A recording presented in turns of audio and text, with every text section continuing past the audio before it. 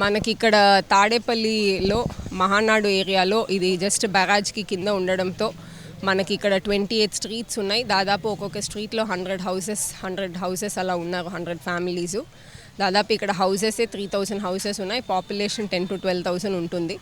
మనకి ఈ ఏరియాస్లో ఆల్రెడీ ఏదైతే నది ఆనుకొని ఉన్న హౌసెస్ ఎంత అంతస్తైనా మనకు already water up to 4 feet 5 feet రావడం జరిగింది. మనకు అప్ టు 6 o'clock కూడా వాటర్ ఇప్పుడు 11.4 lakh క్యూసెక్స్ నుంచి 12 lakh క్యూసెక్స్కి రిలీజ్ పెరిగే అవకాశం ఉంది మనకు వచ్చిన అలర్ట్ మేరకు. అండ్ 12 lakh క్యూసెక్స్ అనేది ఇప్పటి వరకు మనకి బ్యారాజ్లో ఎప్పుడు రాలేదు. 2009లో వచ్చిన ఫ్లడ్స్ కంటే కూడా ఇప్పటికి ఆల్మోస్ట్ మనము 1.5 lakh క్యూసెక్స్ ఇప్పుడు ఎక్స్ట్రా వచ్చింది. సో దయచేసి ఇక్కడ ఏరియాలో ఉన్న వాళ్ళందరికీ కూడా మనము 4 రీహాబిలిటేషన్ సెంటర్స్ అరేంజ్ చేయడం జరిగింది వేరియస్ స్కూల్స్లో. ఇక్కడ అందరూ కూడా నైట్ మనకి ఎవరన్నా ముసలి వాళ్ళు ఉన్నా, లేకపోతే ప్రెగ్నెంట్ విమెన్ కానీ, లేకపోతే ఎవరైనా రిక్వైరింగ్ ఇమీడియట్ మెడికల్ అటెన్షన్ కానీ, పిల్లలు, మహిళలు, మగవాళ్ళు, ఫ్యామిలీస్ అందరూ కూడా మనం రిక్వెస్ట్ చేసేది ఏంటంటే మనకి ఇంత 12 lakhs వాటర్ అనేది ఎప్పుడు రాలేదు.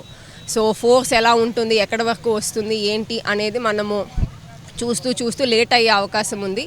ప్లస్ ఇప్పటికీ ఆల్రెడీ మధ్యాహ్నం దాదాపు 3 గంటలు అయ్యింది. ఇంకా కొంచెం 6 గంటలు అయిన తర్వాత మనకి లైట్ కూడా ఉండదు. ఇక్కడ కొన్ని ఏరియాస్లో చాలా వరకు వాటర్ వెళ్ళిపోయిందని మనం పవర్ కూడా ఆపడం జరిగింది.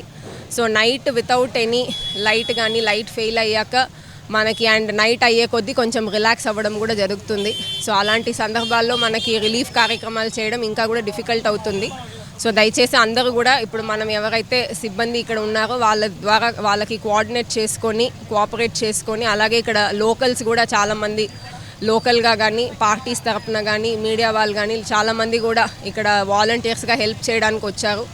సో అందరూ కూడా కోఆర్డినేట్ చేసుకొని, కోఆపరేట్ చేసుకొని త్వరగా సేఫర్ గ్రౌండ్కి అందరూ కూడా షిఫ్ట్ అయినట్లయితే మనకి వాటర్ సిచ్యువేషన్ని బట్టి మళ్ళీ మనము నెక్స్ట్ స్టెప్ తీసుకోవడానికి అవకాశం ఉంటుంది.